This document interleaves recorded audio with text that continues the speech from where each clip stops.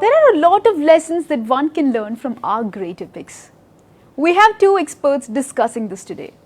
One is Indic scholar and author Dushyant Sridhar. He has learned scriptures like Sri Bhashyam, Gita Bhashyam, Rahasya Travasraram, and Bhagavad Vishayam.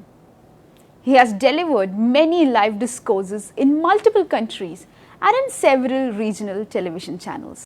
The next speaker is scientist and author Subhash Kak.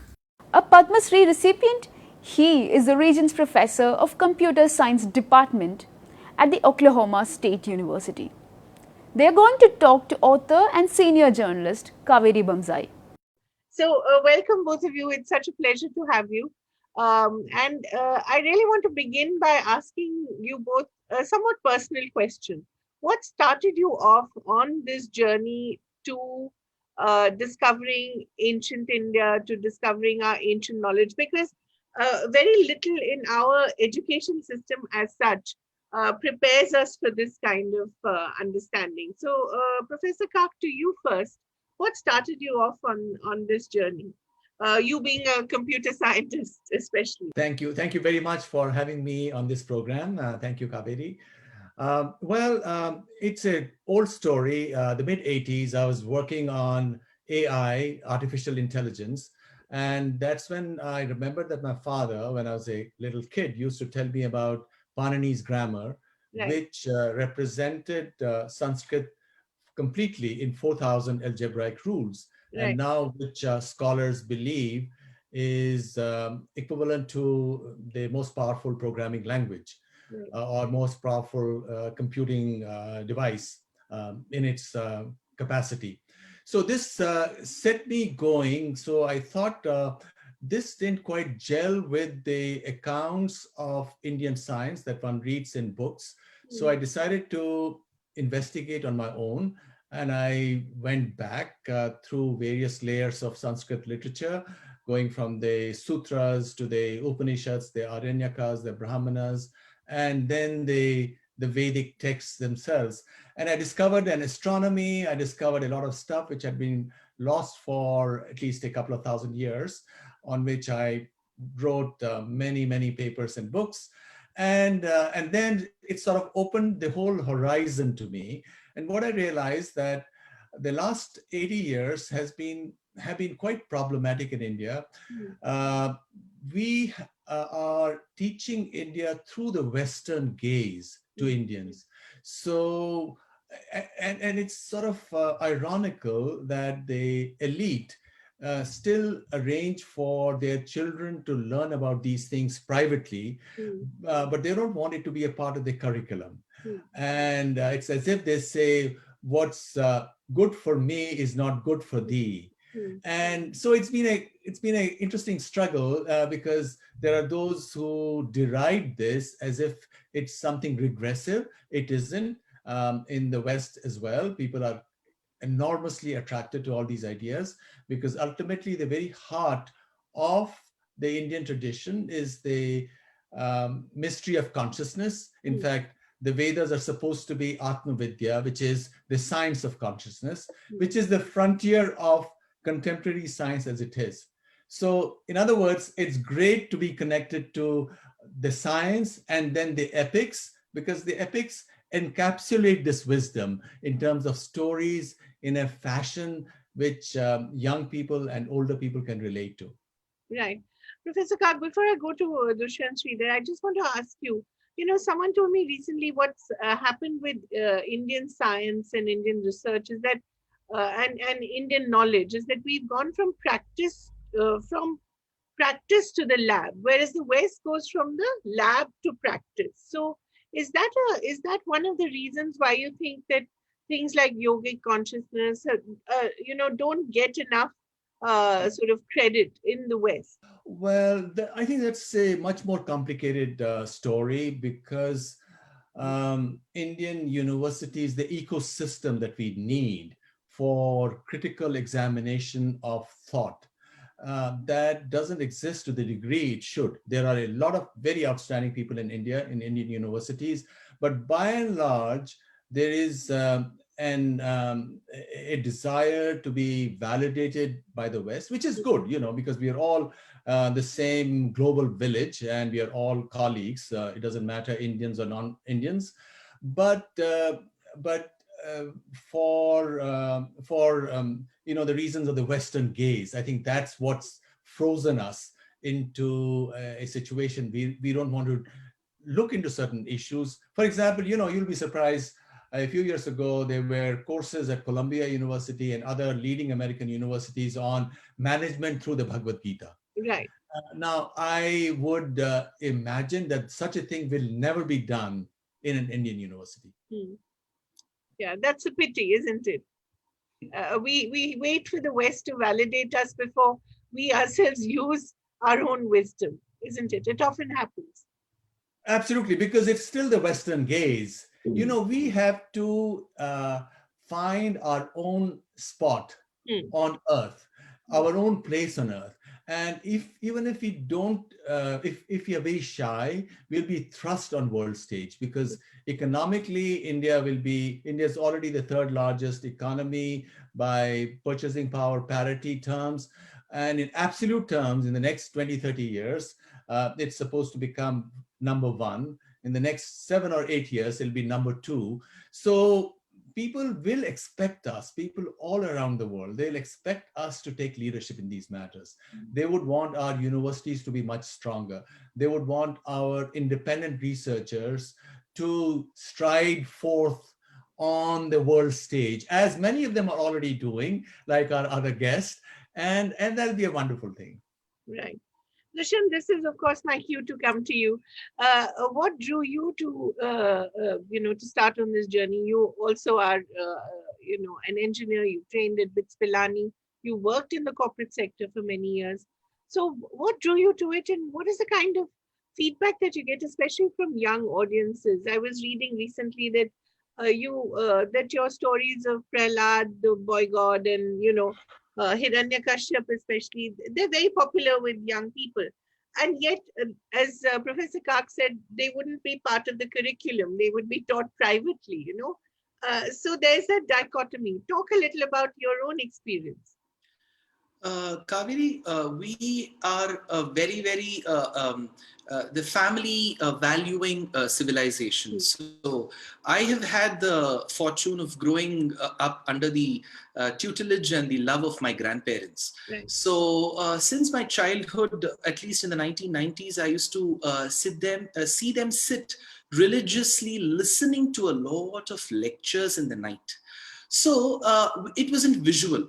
So the very art of storytelling of all our scriptures, be it Ramayana and Mahabharata, gave me the opportunity of drawing a beautiful canvas in front of me. Say, for instance, the Mahabharata, it has 14 times the number of characters in the 7-volume Harry Potter. So, and the multitude of characters, the variety of emotions. If we weren't a civilization, as per historians at the point in time of Mahabharata, this book couldn't have arrived. So we would have been a very, very advanced civilization of those days. So the very art of storytelling of all our scriptures drew me very close.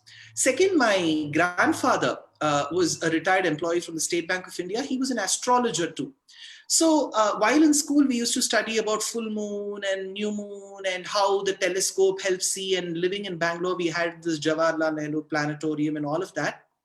On the other hand, he used to buy a 10 rupee book at the start of every Hindu calendar for 5 rupees from Srirangam, which is a small temple town in the southern part of Tamil Nadu. And he used to come and he used to tell when Amavasa will come and when Paurnima will come. Right. So he was not depending on a telescope. He will tell when the next Amavasya is based on that 5 rupee book.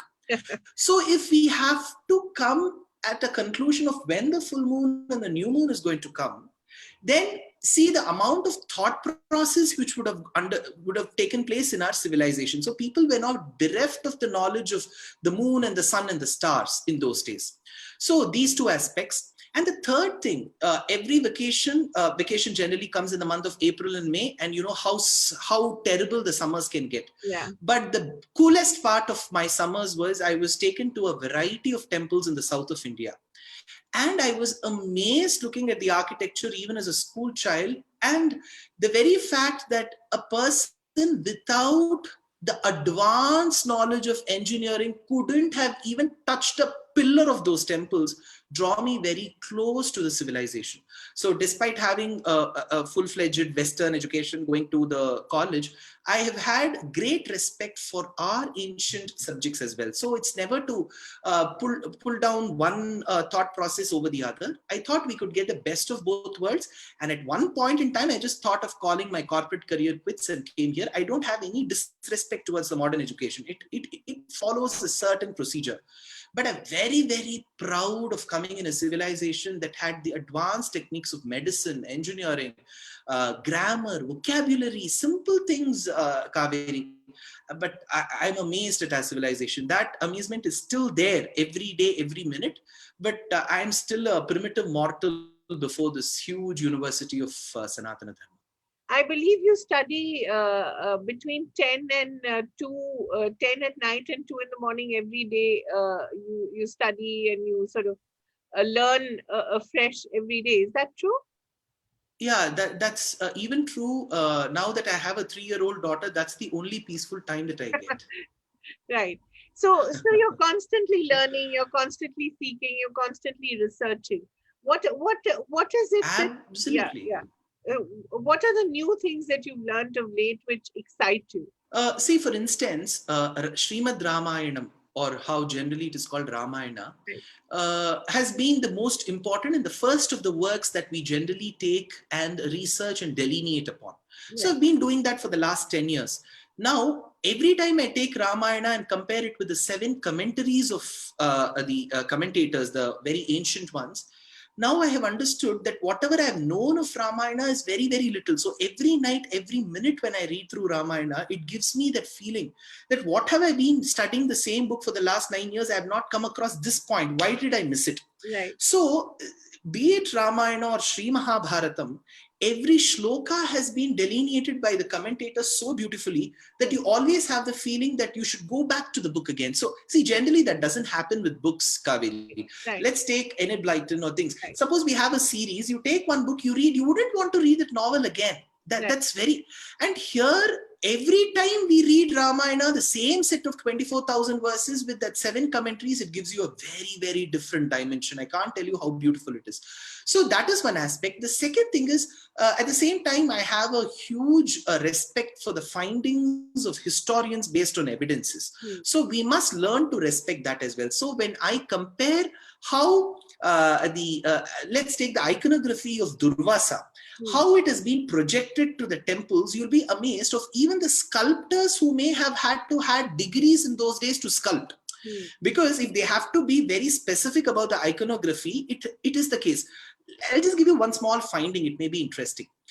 Generally, when we portray Rama, Sita and Lakshmana going in the forest on the exile, we say that Rama was being very simple. He had to relinquish his kingdom, the wealth. So all his ornaments were seized. So he went like a hermit. Similarly, we showcase Sita also in the hermit dress. We showcase her of having relinquished all the wealth. Not so. She wanted to, but in Valmiki Ramayana, Dasharatha, the father-in-law, tells, my daughter-in-law shouldn't suffer just because my son is suffering. She should have all the riches wherever she goes. That is why the commentators have said, the moment she left Ayodhya for all the 14 years, she wore silk, Chinam Shukaihi, and she was wearing all jewelry. So Lakshmana carried the clothes and the jewelry for Sita for all the 14 years. This is never projected in our visual canvas. Never. So this is proven by commentators. Right. So generally filmmakers may not take the time or have the time to research. Right. But that was amazing for me. So Sita is wearing silk and jewelry throughout her forest life. Right. So, such elements make you wonder how much of detailing has gone into our scriptures. Right. Also, I think the changing iconography of Lord Ram as well. Over the years, he's become more martial. Is there enough evidence in the text to show that? He was dark, Hmm. and it is mentioned very clearly that he was a mix of the dark green, dark blue, and gray hue. So he was not one color, he was a mix of all the colors. Right. One. And second thing, throughout his 14 years of exile, he is said to have never shaved. He never had a shaven face. Right. So he had a huge jata, and he had a huge beard, is what Srimad Ramayanam tells, and so is the iconography. So we can never see Arun Govind or N.T. Ramarao in the south had the Gillette shaven face, but he had a long beard. Right. And so, if we project that today, people may think we are doing a mistake. Yeah. That's the case today. But Right. truly, he had a huge beard, huge beard.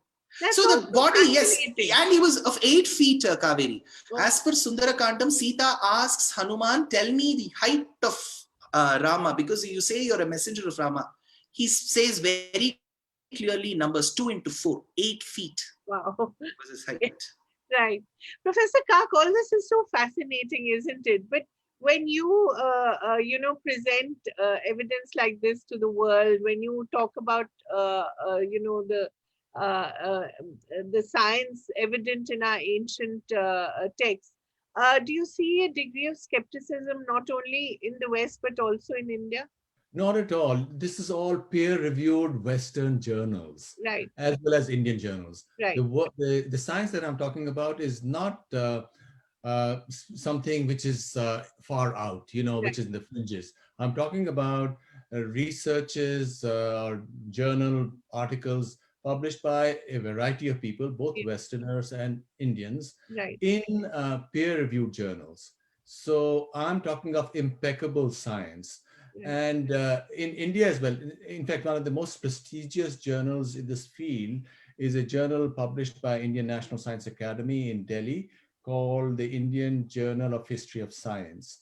And and so anybody can go and look at that information. My own work has appeared in the Royal Astronomical Society, in American journals, whole series.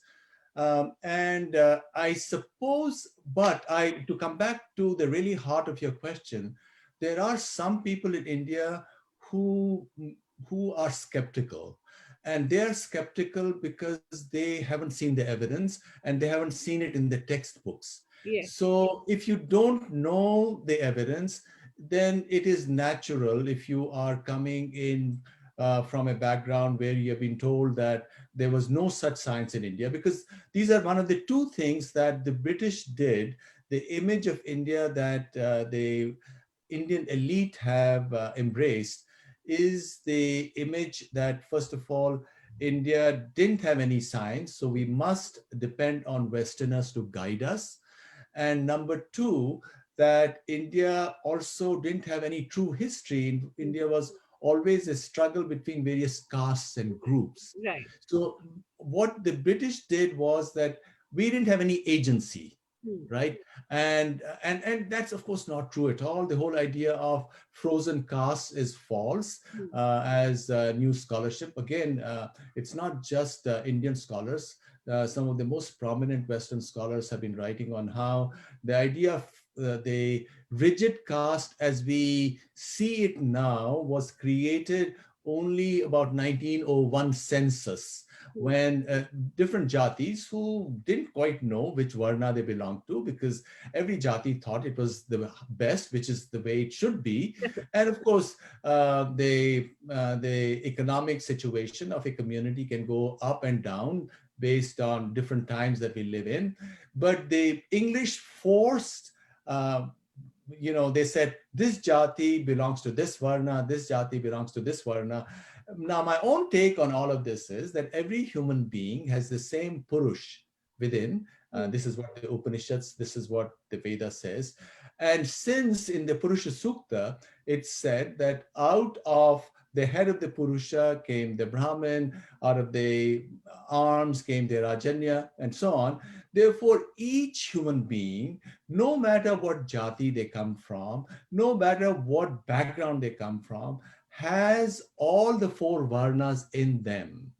And, and in different roles in our lives, at different moments in our lives, we are sometimes more concerned about general understanding or in taking charge, which is what the Kshatriya's role would be, or preservation or service.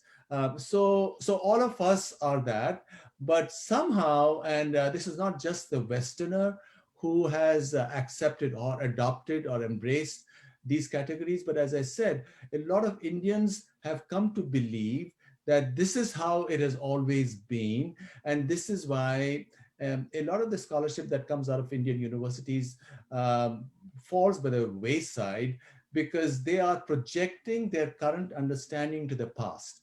The past was not quite the way as it is now. And we see that in all the wonderful temples that we have, all the various shastras, the Sthapatya Veda and so on, the great architecture, unparalleled, the beauty of Indian architecture. And coming back to the epics and the knowledge within, let me just mention one small point. The big frontier of modern science is where does consciousness come from? Yeah. Because if we're all machines, why isn't a computer conscious while we human beings, our brain machine is conscious? Now, and if everything is by natural law, how do we have freedom? Now, all this was debated or discussed or described thousands of years ago in India. And in Vedanta, there is an idea called drishti srishti, that by drishti, the laws are not to be suspended. By drishti, divinity creates. And this is something which has been demonstrated. It's a part of modern science, quantum mechanics. And an Indian, a very great Indian physicist who was a good friend of mine, George Sudarshan, in the 1970s, created a theory which is called the quantum Zeno effect, where it can be shown that just by observation, you can control a physical system. So just imagine, very subtle thought in India, which will still be of significance to science. So it's not just for antiquarian interest, not just for literary interest, and that is enormous. Mahabharata is the biggest text that there is, or Ramayana, or Yoga Vasishta, which incidentally was created in Kashmir, so we can smile at that. So these are amazing texts. But apart from literature, we have sciences, which would be relevant in the coming decades. So it'll only be good that we should not just say it's religion. It is science. Shastras of our tradition are science, and they should be taught to everybody. Right. In fact, just an additional point to this, Professor Kark, while the world is talking about artificial intelligence and the challenges of artificial intelligence, and we're talking about China having taken a 10-year leap ahead of us, and, we are, I suppose, justifiably worried. What is there in our consciousness, in our study of consciousness, that can actually enable us to leapfrog, in a sense, ahead of the world, as it were, currently? Is it possible? Of course. Indians are the most successful community in the United States, where there is level playing field. They are the wealthiest, as you know. They are powerhouse on the West Coast in all high technology companies. So why? Because not necessarily that they are smarter. There are smart people in all cultures. We are as good as anybody, but our culture gives us certain strengths, and that's where the epics come in. It gives us certain strengths. It gives us Atma Vishwas. It gives us self-confidence. And it also provides us a certain kind of psychological and emotional security, which is what you need, an anchor, in order to, stride out and do whatever needs to be done. Now, if India is a bit behind China, I won't say that China is 10 years ahead. The reason why Chinese have done very well in the last 10, 20 years, and Indians haven't done that well, is because India adopted the wrong model for bringing in computers to India. They brought in computers by saying that, or IT, by saying that we will be the back office. Yeah. And that is the East India Company, Fort Model. St. George model. You Yeah. know, the English do everything, and the back office, in the dark rooms, there are the Indians who are updating the ledgers. While what the Chinese did, or the Japanese or the Koreans have done, they have focused on products. Once you have products, then you occupy a certain space, which allows us to do further innovation. So I think what India needs, India doesn't need any difference in our mental attitude to the world, but it needs a change in our science and technology policy. And not everything can be done by the government. I think what we need is for the Prime Minister to bring together the leading business people in India and tell them, please do such and such stuff, because the government cannot do these things. You know, products cannot be made by the They government. need collaboration with the government and with private-public partnerships, perhaps. No, or just the private sector. And of course, there's always underlying all such enterprises a certain collaboration. For example, one reason Google is so powerful across the world is because Google gets a lot of subsidies or hidden support from Department of Defense in the US. Right. So if we had great products, and there is some attempt to produce some of these products, if we had great products, clearly the government of India, Indian armed forces, defense, and many other sectors would also use it, and there would be a subsidy, Right. indirect subsidy. You're part of the Prime Minister's Council, if I'm not mistaken. Is such a thing happening? Well, I can't talk about Without giving too much away, yes. Yeah, but I must say, from what I can see clearly, in the council, in the Prime Minister's Council, we do discuss all of these questions, and the council looks at the very large initiatives that we need in the field of science and technology, and there's some wonderful things that are being done. For example, genetics, or underwater exploration, or this and that. But I think, in addition to whatever the Prime Minister's Council or the government might do, I think a lot of the initiatives should come from the private sector. Right. And they might need assistance, and they should certainly seek that. But first of all, you have to dream. You know, you cannot create things without a vision. And I think the problem with India for the last 25 years was that the vision was wrong. The vision was too constricted. It was coming from a place of fear, that we can only work for somebody else. Let somebody else give us some work to do, and we'll do it. And we need a bold vision. We can do things. We can provide AI or new machines or automation for the entire world. We shouldn't be doing it just for India. We should be doing it for the entire world. And it is possible. Indians are some of the smartest people in the world. And, you know, we see it all across in every corner of the globe right now. And then we also have something more. We have this amazing wisdom, you know, yoga. You go to any corner of the world, people want to know who they are. And that's what yoga is all about. Even in countries like Saudi Arabia, Iran, people want to do it. Everybody wants to know the truth. But we have to go out and explain it to them. Right. Dushyant, of course, you're doing it in spades. You're explaining to people who they are. You're going back to ancient wisdom and finding examples from there and explaining, the way of life to youngsters, especially. Do you find that the next generation could be perhaps better equipped to deal with these challenges of AI and, these algorithms which know us better than we know ourselves? Yes, we do, Kaveri. In the last 10 years, the audience which I have analyzed myself and through the analytics which YouTube throws, I see that there is a good rise in the lesser than 45 years of age population which listens to lectures. One, listening is one part.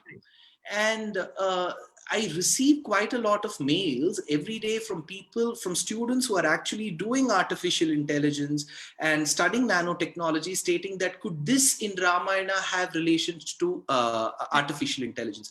Could this in Mahabharata have a relationship? So more than checking if there is a relationship, the point is there is a thought in the students that could this be related to. Right. So the very stage, the very thought process itself is very, very refreshing and very good.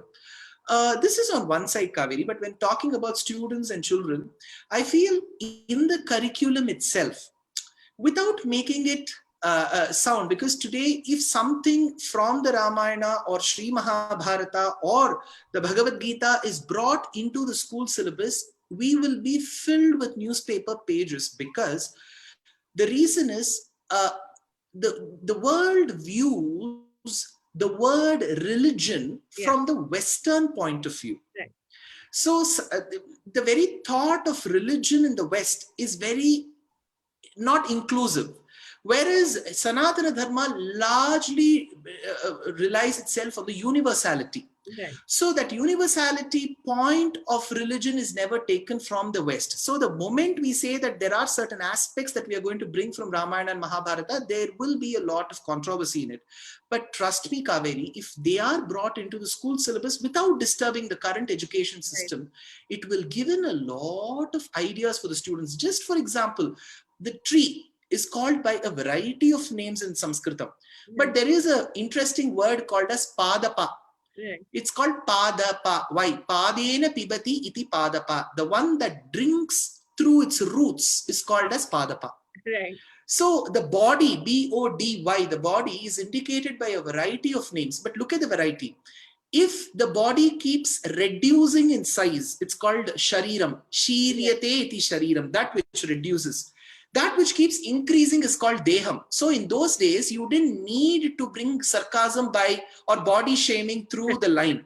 So if you say and you call a person, oh, that's Deham, that means the person is put on weight. Right. So the words themselves have been so very well designed to bring in emotions as well. Right. So right from that till the very aspect of Agnihotra, the fire ritual, which a married householder performs with the aid of his wife, has three Vedikas, three positions where the fire is kept. So one is semicircle, one is circle, and the third Vedika, the Agni Kunda, is in the form of a square. Right. So Aryabhatta very beautifully brings it from the concept of Mahabharata and states that how will I design a square, a circular Vedika as the same area as that of a square. Then he brings on to the very fact of Chaturadhika Shatam Ashtagunam, 4 over 100 multiplied with 8. Chaturadhika Shatam Ashtagunam, because in Sanskrit, guna means multiplication as well. So when you multiply and add it to 62,000, Dvasashti Sahasranam, 62,000, and divide it by Dva Ayutascha, divided by 20,000. Whatever value you get, if you divide and multiply and then divide, you'll get it as 3.1416, which is the pi value. Right. So he says, use this pi value 22 by 7 to get the area of the circle. See, look at the ritual called Agni Hotra, and in the due course of very casually explaining, he brings out the concept of pi.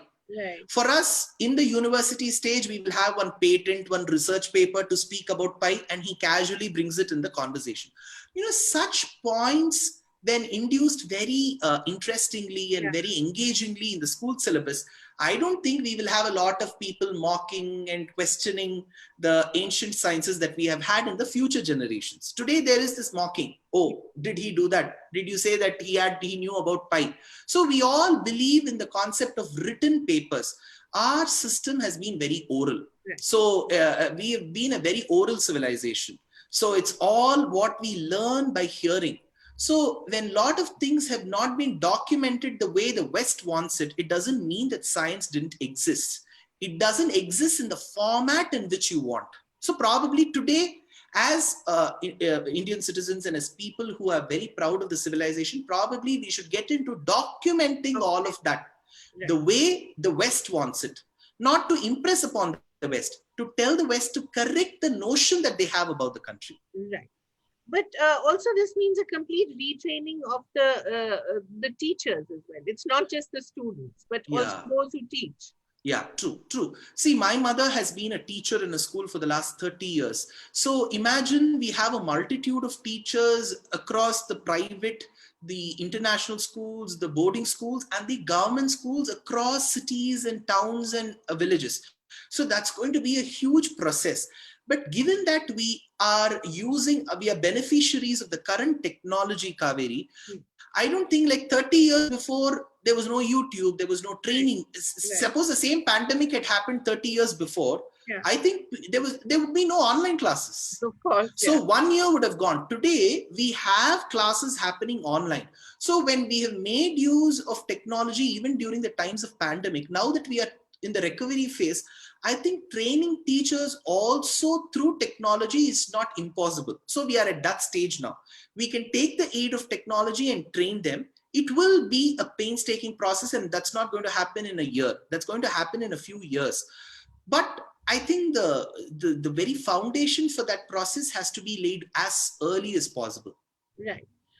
Professor Kak, do you see evidence of it in the new education policy that we have in India currently, which actually does talk about all this, which talks about experiential learning, which talks about looking at our ancient knowledge? Do you see that happening seriously? I'm not very knowledgeable about the details of NEP, but you're right. You know, there will be more focus on learning or teaching in mother language, for example, Right. mother tongue. Right. And personally, I think that's a very important factor, and maybe that is one factor which has made us fall behind China. Yeah. India is the only major economy in the world where sciences are not taught in the mother tongue. And in particular, for computer programming, one has to learn English before one can learn computer programming in India, while in China, Korea, Vietnam, or Hungary, or in Israel, people learn programming through their mother tongue. It's the same program. They still write, they use the same symbols, but they don't have to learn the English language. I think what has happened in India is that there's become a kind of a divide. There is the divide, the city versus the countryside. Countryside meaning people who are using their language, you know, where people are much more proficient in Indian languages. Now, fortunately, there are some leaders, business leaders in India who are saying that this is all nonsense. And they're saying that you don't even have to have a formal college degree to do computer programming, for example, because what is computer programming? These are only procedures. You do procedures. Everybody learns to use a smartphone. Yeah. And now the programming is a bit goes beyond that. You have to have a certain discipline. So to come back to NEP, yes, that will make a great deal of difference. Now, one important and perhaps not such a big or difficult initiative is to introduce one course in school on history of Indian science. Yeah. And a course in college, you know, all based on impeccable work which scholars all around the world accept. Right. And it's not it that Indian sciences were all oral or they were not formally written down. In fact, they were siddhantas, they were texts, they were formal books which can be dated, quite like books elsewhere in the world, quite like, let's say, Greek books or books in Europe. So we have, and scholars know all of this stuff, so you can put together a course, and I believe such a course is being designed or created in India by scholars, and that'll be perfectly that's acceptable wonderful. to everybody. Yeah. There should I not think- be any controversy on that. I think it should be taught to everybody. Absolutely. And also, Kaveri, there's another reason why such a course should be taught. Yeah. There are people in India who make claims which are so far out that they are ridiculed for one thing, and all of Indian culture gets ridiculed in the process. Right. You know, if you suddenly say that 3,000 years ago we had flying planes or Yeah. this or that, now you can look at all of that as metaphors or imagination or possibilities that the rishi or the kavi thought up, but you're not to take that literal as literal truth. If you had a course, if you had a course where good information was present, you know, if you have nothing, then bad information can take Yeah. can take control of that space. We need good information to drive out what is not accurate and correct. And that'll be good for everybody. It'll be good for all of us, not just for the prosperous Indians who can hire a tutor to teach their children all the good stuff, but for everybody in India. And then all this unfortunate divide that we have in India right now, that there are these skeptics who think that this is all made up, Yeah. you know, and that'll go away. It's not made up. It's like, you know, Europe had a glorious civilization, so had we. Let's just embrace it and then move on and then deal with the problems of the future, because ultimately the problems that are important for everybody, for us as members of society, are problems of the future and present. So let's just not fight over the past. Let's embrace whatever is impeccable and accepted by scholars around the world and then move on. This is what I say.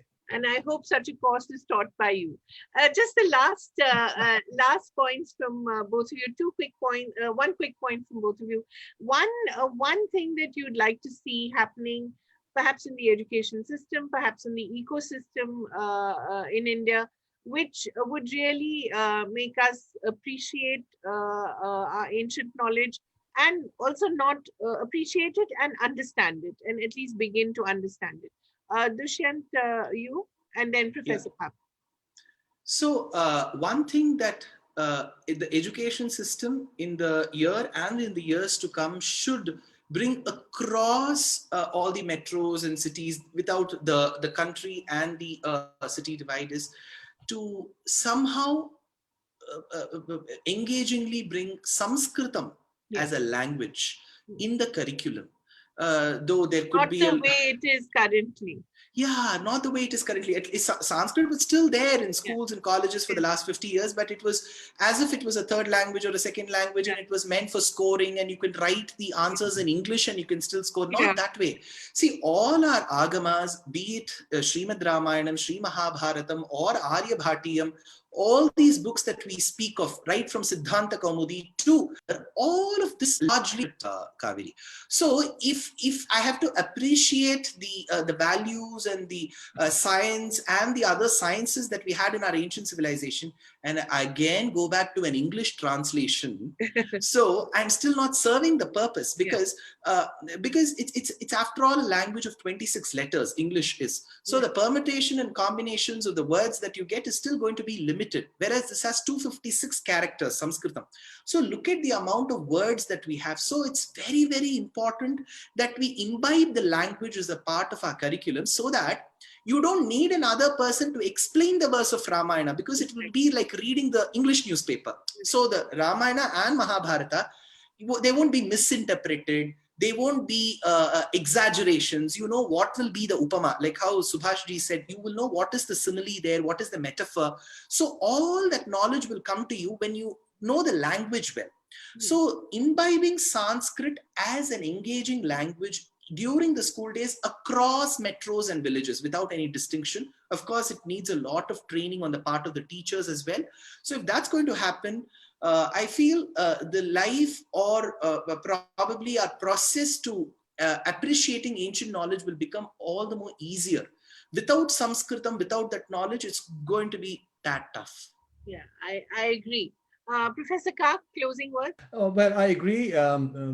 Making it easier for young people and older people to learn Sanskrit. And that's where we can use technology. You know, there is something that has changed, which was much more difficult to do, say 20 or 30 years ago, where the school or college curriculum was literally the only place where you got connected to the past or to science or technology, to the present and everything else. Now you have the social media, you have the internet, you have technology, which make it so much easier. And in fact, uh, some of the thinkers in the educational field in the West are saying that the brick and mortar university may be a thing of the past, because it's much too expensive to teach physically in a physical location at a university. If we are going to be using IT, information technology, to communicate, perhaps as an addition to what people learn from a guru or from a instructor at school.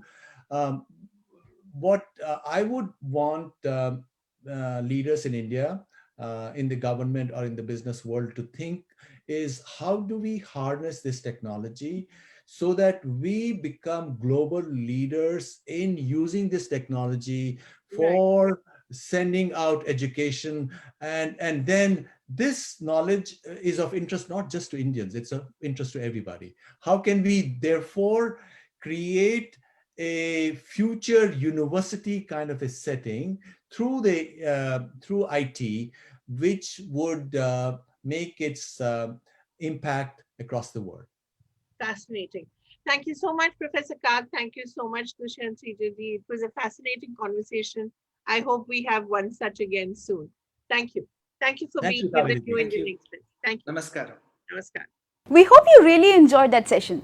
You can find the entire schedule of ThinkEdu 2021 on our website eventexpress.com. You can watch the rest of the sessions on our YouTube channel, eventexpress.com, newindianexpress.com and edxlive.com. You can also check out our Facebook and Twitter handles. Thank you for watching.